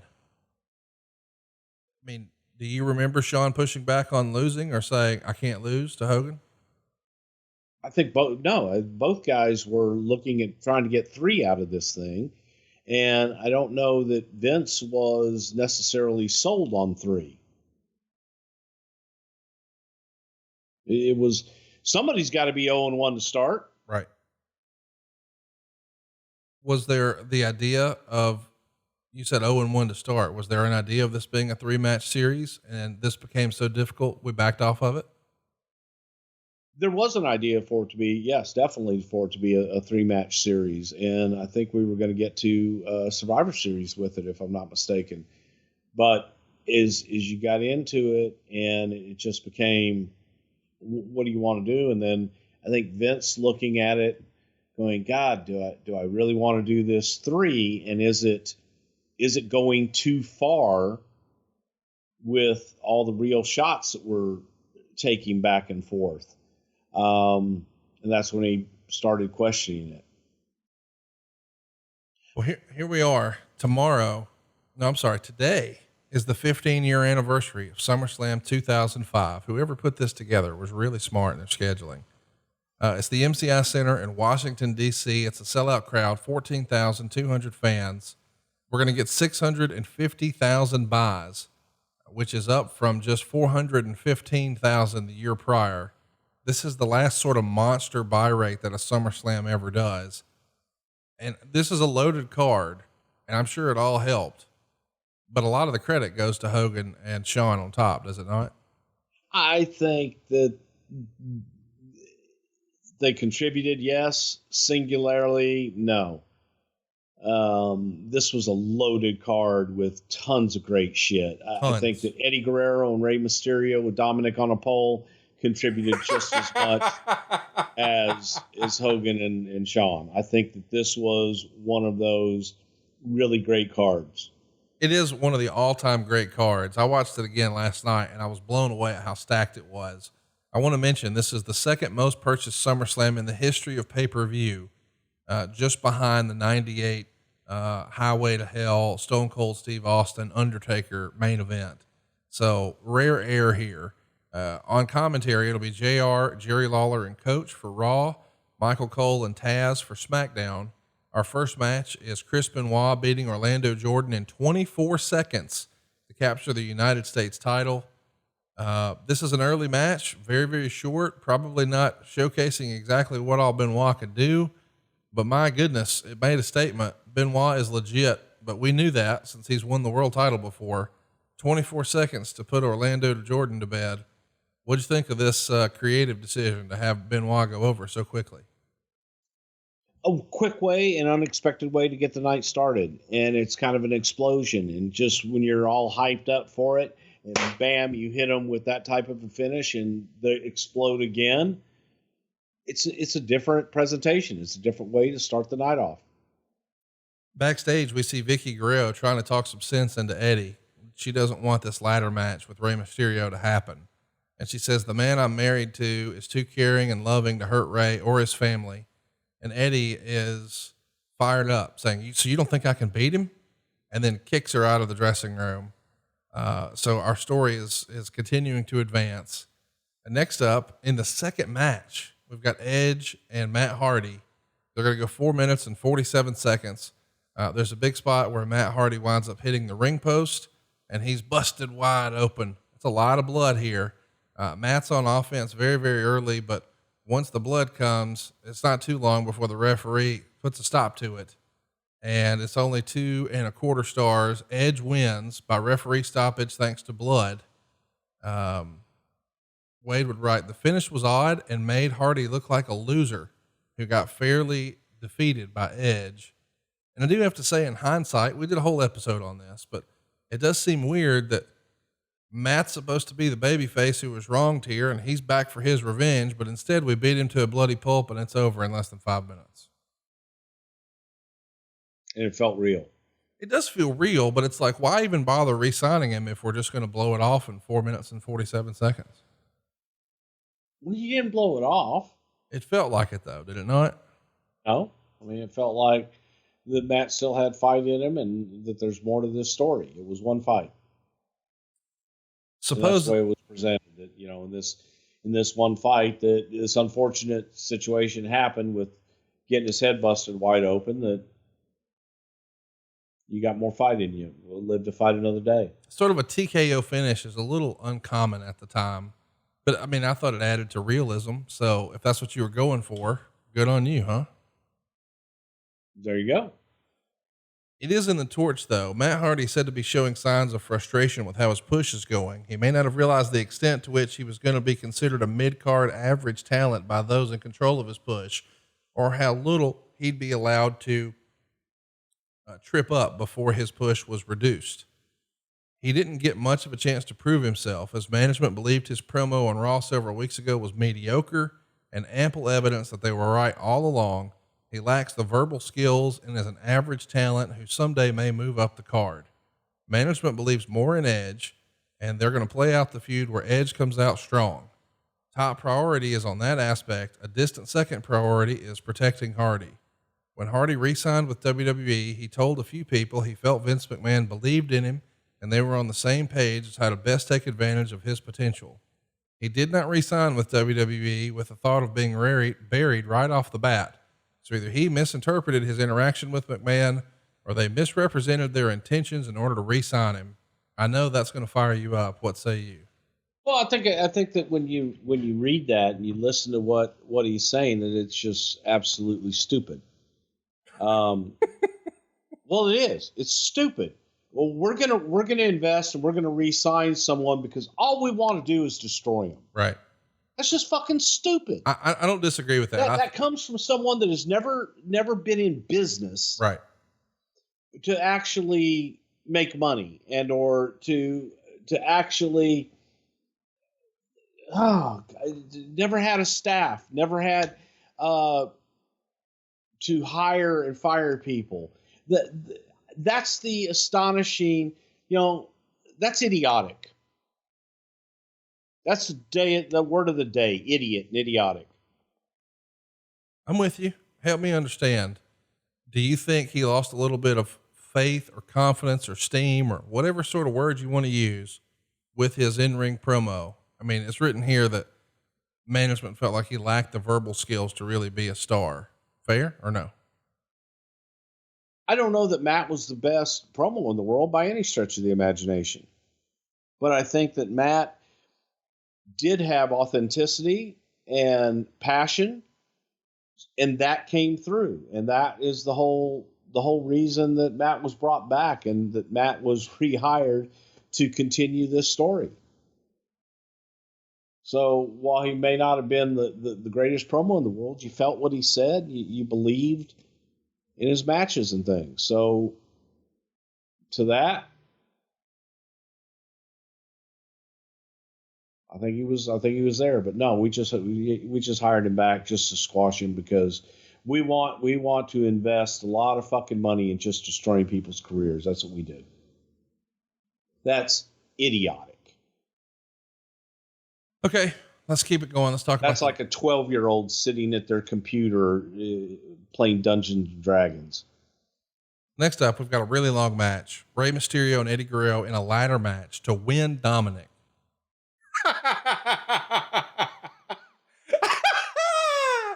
20 minutes, 16 seconds, 4.25 stars. Okay, let me explain something here. This was a way to exploit the ineptness of our court system, because the courts would have them going back and forth over custody for years. But whoever can climb this ladder. Cut through that bullshit. You have a goddamn match with the custody hanging above the ring, and you settle it once and for all. The better man wins. And only the true father can climb that ladder and get those custody papers. So to be clear, what we're suggesting is the guy who would make the best dad is the guy who could run up a ladder fastest. Yes. In which case, me nor you would ever have children. Well, at least not children in question. Yeah. Okay. And if we did, we'd probably let someone else run up the ladder faster. I love you for that. Here's the deal. I don't think these guys are capable of having a bad match. You go back all the way to their stuff in WCW in 96 and especially 97, that Halloween Havoc match. God damn, just the best shit ever. This is a fantastic match, but there is a funny moment in it that has become legendary amongst wrestling fans where apparently the timing was off. There is a little bit of interference. Dominik tries to shake the ladder almost comically and Eddie waves his finger no, but there is a big bump where both Ray and Eddie take a big tumble off the ladder, and you can audibly hear Eddie hit the mat very hard and yell, "Where the fuck was Vicky?" Just tremendous stuff. Vicky is going to come in right at the end of the match, shove Eddie off the ladder just as he was about to grab the briefcase with Dominik's custody papers. And Vicky's move, of course, allows Ray to climb the ladder, retrieve those custody papers. But my goodness, what a match. But Eddie being the perfectionist that we all know him to be, and you know him better than anybody listening to this, I'm sure, he was fired up about apparently some miscommunication with Vicky here. What do you remember about that? Shit happens. Again, you've got people that are involved in the match that are not everyday performers. So that shit's going to happen sometimes. But that was supposed to be the finish, right? And they had to just redone the whole finishing sequence. I mean, I think Ray has even said in the past that this is his favorite WWE match he ever had. So if you're a big fan of Rey Mysterio, Yeah, and he Eddie, won his son back. oh Jesus, this is your favorite angle right here, even above Kane and Undertaker, is it not? It ranks up there. I think, again, this was a great story, and I don't care what anybody says. Man, you watch soap opera, you watch dramas, this shit happens. And it was played out to perfection. To the wrestling purists, go, oh, it doesn't belong in the business. Come on. It's storyline and it's story and it's resolution. So I thought this was absolutely wonderfully done, played out, and to this day, 15 years later, we're still talking about it. We are still talking about it. Go out of your way to watch it. You'll see the whole, where the fuck was Vicky? It's tremendous.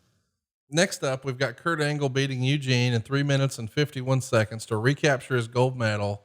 The finish came when Angle hit the Angle Slam and forced Eugene to tap out. Of course, he kicked out of Eugene's Stone Cold Stunner, which is fun. But my favorite thing, one of my favorite things of the entire pay-per-view is after the match, he goes and gets a chair, he being Kurt Angle, pronouns pal, puts it in the center of the ring and stands on the chair so the referee can place his gold medal around his neck like he's in the Olympics. This is fucking tremendous shit. And the crowd appreciates it. They're going to start cheering Angle here, star and a quarter. I know in hindsight, you could say, oh man, what could him and Benoit have had if they had a really competitive match here? Cause they were both in sort of funny ha-has or whatever. But goddamn, the whole putting the medal on him after the match was tremendous. That's entertainment. And nobody was better than Kurt Angle. Next up, we see a ton of WWE divas washing a limo that has the presidential seal on it. And it's like up close and personal, soapy, sudsy bikini shots, one after another that you probably couldn't do now, but whew, it was Roll Tide in 05. So, we pre-taped that shot in the afternoon in the parking garage of the MCI Center that we had all blocked off and everything. And Rey Mysterio and Dominik were out there, and we were talking over things. And I was wearing a pinstripe suit and a light blue shirt.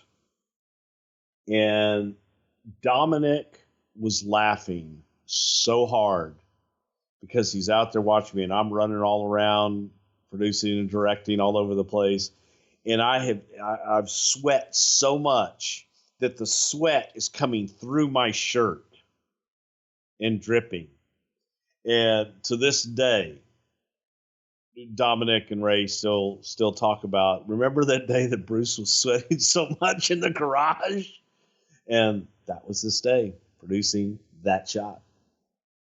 So they get a tight shot of this presidential seal logo, and Vince McMahon rolls down the window. He's in the back of the limo, and he looks over at the camera and says, why not? And then they get a tight shot of the bumper sticker, and it says McMahon for president. I mean, they are in DC, but my goodness, who would have ever guessed that a WWE Hall of Famer would actually be our president? Man, sometimes real life is even stranger than wrestling. What do you remember about this funny little Vince for president idea here? That it was fucking hot out there and that I was sweating my ass off and wanted to get it done. Anything about the creative besides you personally telling us your perspiration stories? That just was ha-ha. I mean, you're in Washington, D.C. Why the hell wouldn't you do it? Vince would probably get elected. It's pretty funny though. Stranger things have happened. Maybe Vince is who we need in 2020. Can you imagine? So next up, we've got Randy Orton, the Legend Killer, taking on the Undertaker. They get plenty of time, 17 minutes and 11 seconds. Wade would write, after a slow, methodical match, Undertaker appeared ready to finish Orton with the tombstone, but a fan ran in the ring and distracted the Undertaker. The distraction allowed Orton to hit the RKO on Undertaker to win the match. And after the match, the fan was revealed as Cowboy Bob Orton. Undertaker was noticeably upset after the match and limping, 2.5 stars. Man, a lot stood out to me in this. The build for this was really good. The whole Legend Killer stuff I was a big fan of. But to see Undertaker come out first and Randy Orton come out second sort of threw me off a little bit. And what a hell of an entrance Randy got. It's the old Christian treatment, but on steroids. It's just raining, pyro behind him, a tremendous visual. And I kind of forgot that Bob Orton staggered into the ring in the gimmick, because the way the referee wasn't just immediately taking him down, and ultimately, security wasn't either, and Undertaker had to push him down, I thought, man, this is a real deal. But when I saw how gracefully the guy got under the bottom rope, I was like, oh, wait a minute.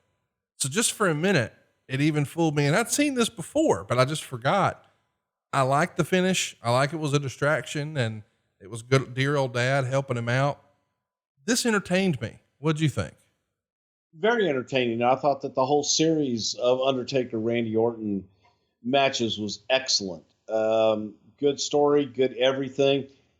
I didn't think that this was as good as subsequent matches, but it was a good start. And to me, it was just highly entertaining, and being able to get Cowboy Bob back in the mix was a lot of fun as well. Really good match, 2.5 stars. How did Randy feel about working with his father? Would it have been something he pushed for, or who would have, been pushing for this behind the scenes to involve him here? No, creative push for it. We pushed for it. I think Randy was just happy. It was a thrill to be able to do something with his dad. So that in and of itself was like, holy shit, I think that Randy could have been done at that moment and been happy. Next up, we've got John Cena beating Chris Jericho in 14 minutes and 46 seconds to retain the WWE Championship. The finish came when Cena connected with the FU after reversing an attempted slam by Jericho, and the crowd was really split down the middle in their allegiance to Jericho and Cena. There's even dueling chants. Jericho appeared to have it won at about 12.5 minutes when he put on the walls of Jericho, but Cena would struggle for the ropes and eventually break the hold after several anxious moments. Wade would say Jericho carried the match. The crowd's passionate response really made it feel like a major match. 3 3/4 stars. I agree. Even though this wasn't the main event, it felt like the main event. And I think this might be one of the first times we saw fans really turning on Cena. I really enjoyed this. Watching it back for the first time in 15 years, I think this was great shit. What'd you think? I thought, yeah, man, to me, it was a moment of just validation for Cena and being able to hang and have a great match with Jericho. Yes, the audience was, I don't know if they were pro Jericho, but you got that divide there. You got that polarization there. And they danced great together and had a hell of a showing in this regard. But again, Cena's reaction to everything and John's reaction to the crowd booing and cheering for Jericho told you right then, even though we would question it as years went on, he had it. He being Cena. The next night on Raw, Cena defeated Jericho, and as a pre-match stipulation, Bischoff fired Jericho for not getting the job done. So this is Jericho's swan song. He's going to be gone for 2 years before returning. How important do you think it is? And it feels like Jericho's kind of got this mastered or used to. I think he just knows it's time to take a break, right? Creative needs a break from him too, right? To get a new, fresh idea, a new sort of shuffle the deck, so to speak. Look, that's if you have the ability to go away and come back, and you've got something that you can do during that time and recharge your batteries, it's good for everybody involved. Sometimes it's not the most opportune time to do it, but it's good. I think it's good for everybody. Now, not everybody can recover and come back and get over to the extent they were before. I think Jericho's been successful in that way in doing that when he's gone away. But whatever the body needs, whatever the head needs that's good for the performer is usually the best thing. Next up, we've got Batista beating JBL in 9 minutes and 8 seconds in a no-holds-barred match to retain the World Heavyweight title. They're going to brawl through the crowd early and all over the place. The finish comes when Batista follows up his first Batista bomb with a second Batista bomb onto the ring steps inside the ring. And Batista, of course, is the hometown boy, so he gets a nice reaction. And it's 2.5 stars. The biggest compliment Wade gives it is the match didn't overstay its welcome. In this era, you probably need short, powerful matches for a guy like Batista, almost like a Goldberg, except, Batista can work. And JBL, my God, what a smug bastard great heel he made. Was the original plan for this show, though, supposed to be Muhammad Hassan? That he was going to defeat Batista for the world title here before, plans had to change for the Muhammad Hassan character? I don't think that we ever would have gotten that far. I don't think that we would have had Hassan beat Batista at all. It was discussed, yes, but I don't think we ever would have actually done that. And this match was positively brutal. And it was during this that that Bradshaw, I think, broke his back, that shot on the steps.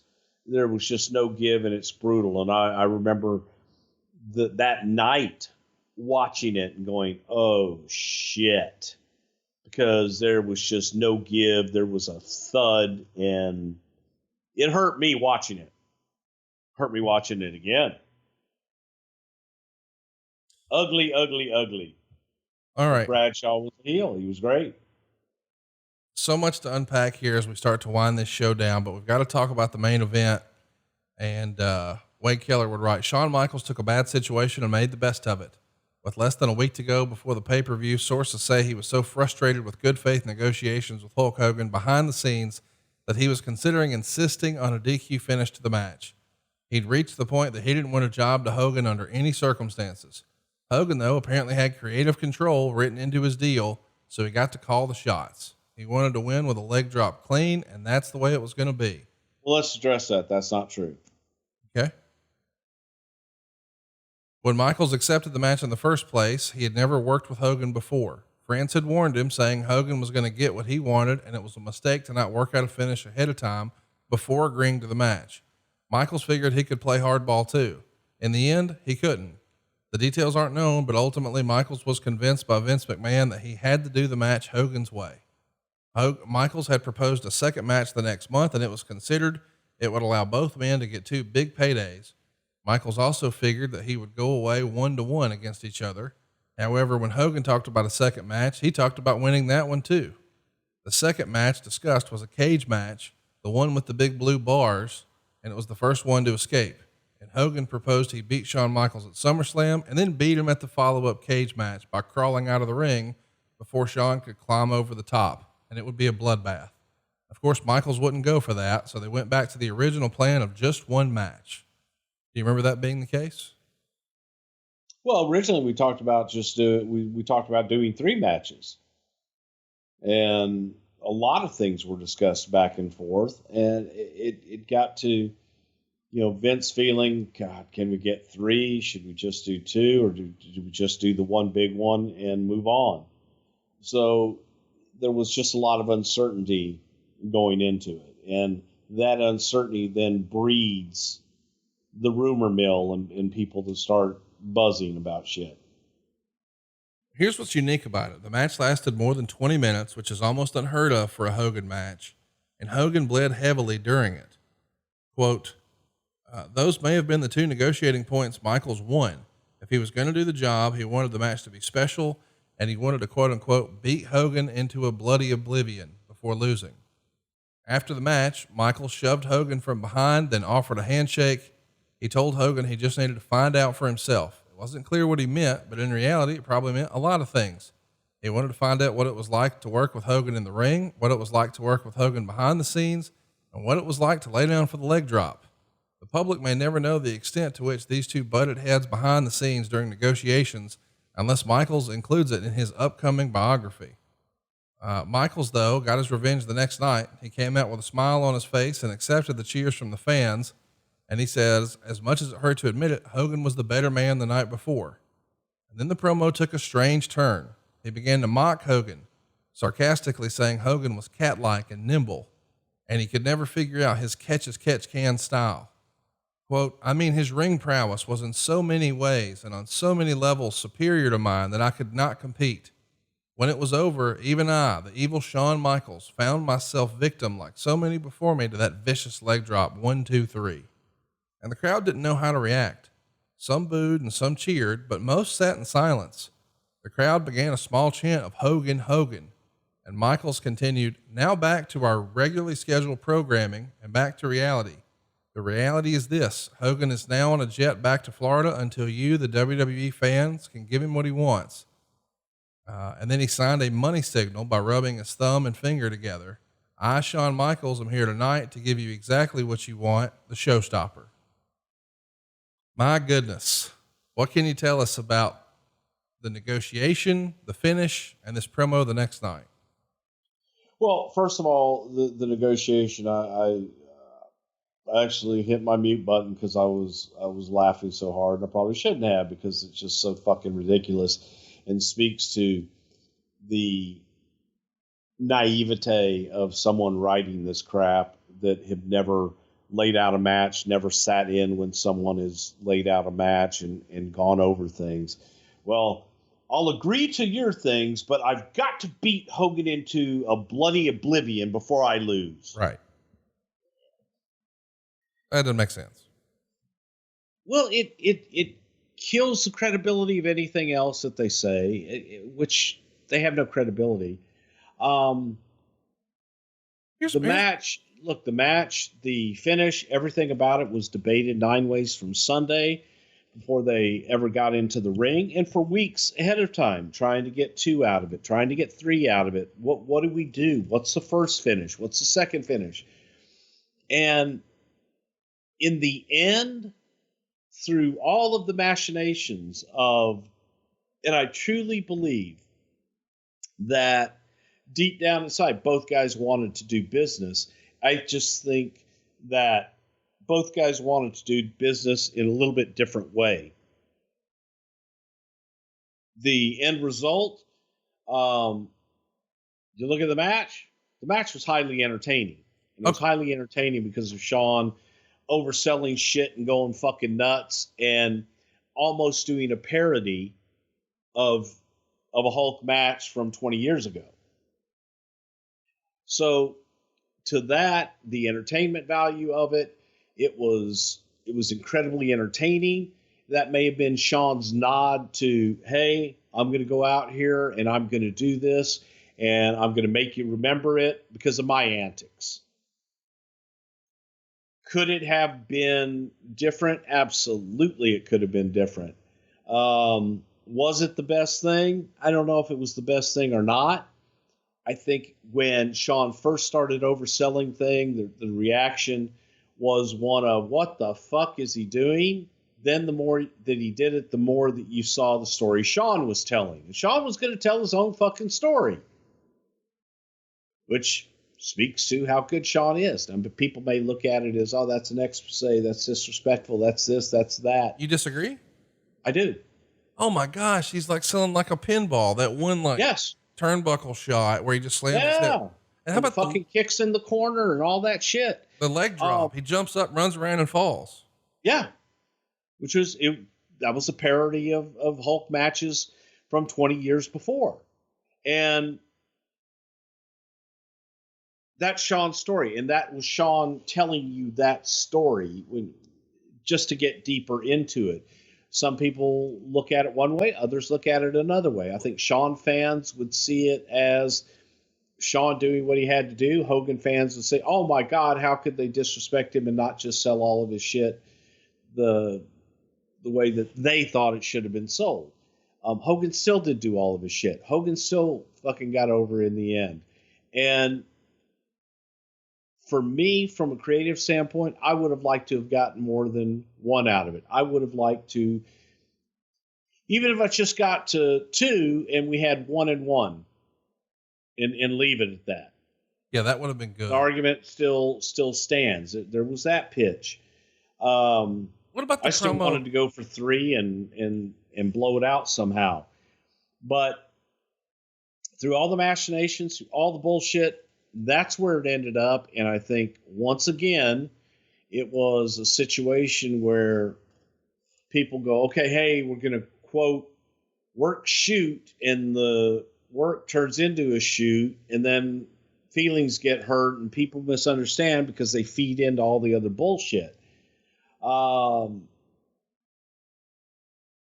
Let's talk about the promo the next day. The promo the next day. God damn. Oh, the promo the next day. But again, to Sean's fans, that was dead nuts on. And it was dead nuts on. It took Sean to the next place, and motherfucker was right back being a babyface again. To Sean's fans, that was the right thing and the right thing to say and do. Let me ask though, when he's out here sort of, oh, I couldn't keep up with his catch can style, and he's on a plane, but I'm right here, and this is what he wants from you. I mean, as an old school guy, are you not a little low key offended when we're really just saying, this is all bullshit and you know it?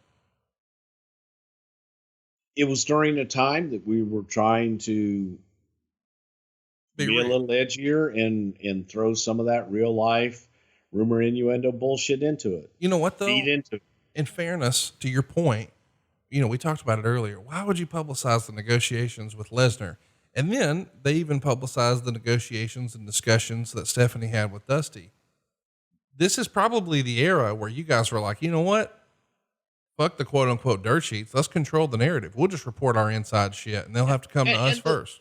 And the fact of the matter is that, you know, both guys, Hulk and Sean, I think could have handled the situation better early on. Let's talk about that. I've got some quotes here. I know we're short on time, so I'm going to try to run through this. By the way, I want to give a shout out. We had hundreds of questions. There's no way we'll get to do it today. We're going to try to do some on ad-free shows later. I'm already keeping Bruce way later. He's missing a meeting to do this, so we got to hustle.